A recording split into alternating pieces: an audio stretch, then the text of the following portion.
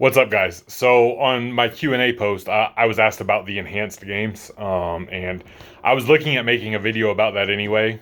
So I figured I'd go ahead and make this standalone video, just giving kind of my thoughts on it, as was asked. Like I said, I was intending to probably do anyway. Um, so as far as I know, it's going to be an Olympics type thing, but from what I understand, and I did go listen to the podcast, they're going to allow banned substances, anabolics, and everything.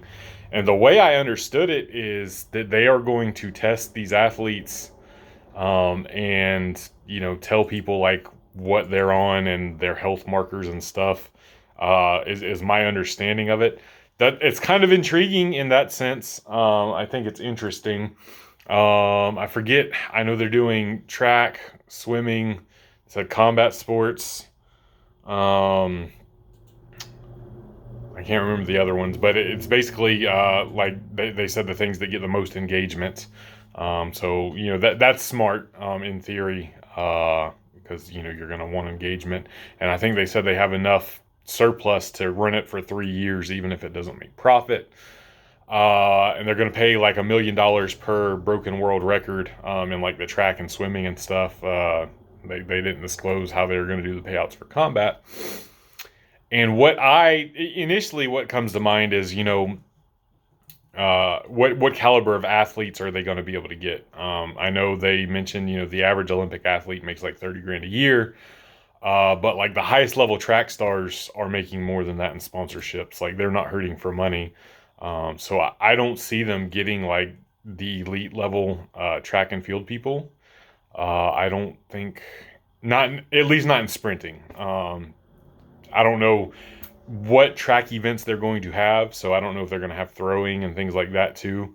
That maybe you know could draw somebody, but I don't see the best sprinters coming over there. And with that said, without having that elitist of talent pool, who may or may not be using drugs anyway, and trying to cheat the tests, I don't know how well that's going to go. The athlete procurement is what I wonder about. The combat sports, I don't think will be much of an issue. I think it'll be easy to get like big names, with a big enough payday. UFC notoriously doesn't really pay well unless you're kind of at the top anyway, and that seems like something where what combat sports they're doing. I think they said MMA will be in there. I don't know if they said boxing and stuff too, and kickboxing, but I'm pretty sure they mentioned MMA.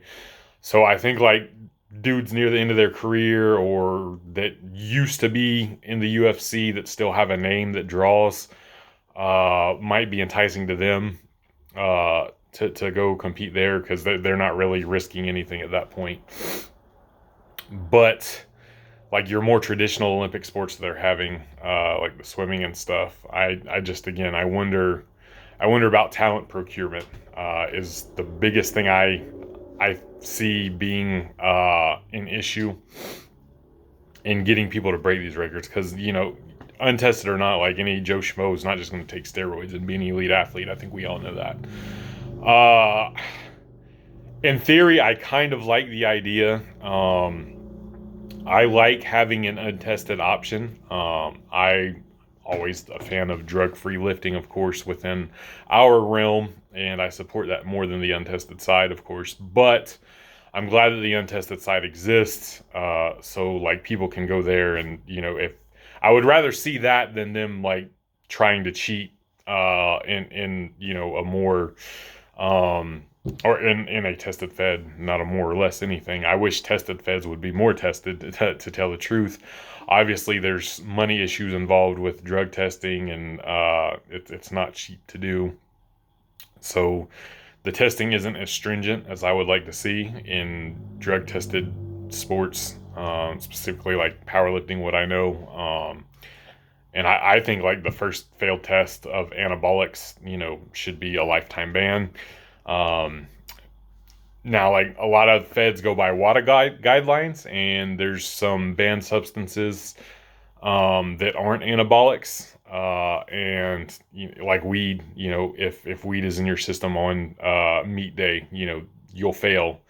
I don't think a lifetime ban should be there for that, of course. I honestly, like, that's one of those ticky-tacky things that I get. It's on there for safety.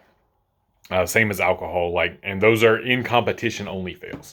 So if you got random drug tested outside of competition and you had weed or alcohol in your system, like, no big deal. It's fine. Like, you can smoke weed 364 days a year. But if it shows up on your in competition test, then it's a fail. And if you know anything about drug testing in terms of marijuana and THC, that shit stays in your system for a while. So you could, hypothetically have smoked weed 3 weeks before your competition and not any more leading up to it. And if it's in your system day of, that counts as a failed test. But in terms of anabolics, I am a fan of lifetime bans, first offenders. Short of you being able to prove, couldn't think of the word. Short of you being able to prove, goddamn, that it was unintentional and like a harmless amount, and tainted supplements do exist. It is a thing. I know it seems like a meme excuse, but you can look up studies. I used to have it linked somewhere. And there was multiple studies of like a pretty good percentage of supplements being tainted when tested. So, but of course nowadays, there's also labels and brands that guarantee not to be tainted. So that's what you should probably stick to. Anyway, I'm getting off on a tangent now. All in all, I think the idea for the enhanced games is good. I think having that untested option and wanting to pay athletes more, I'm typically always for that, especially when they're, in sports, lesser sports that don't make a lot of money necessarily. So I think that's cool. I think the thoughts behind it has some merit.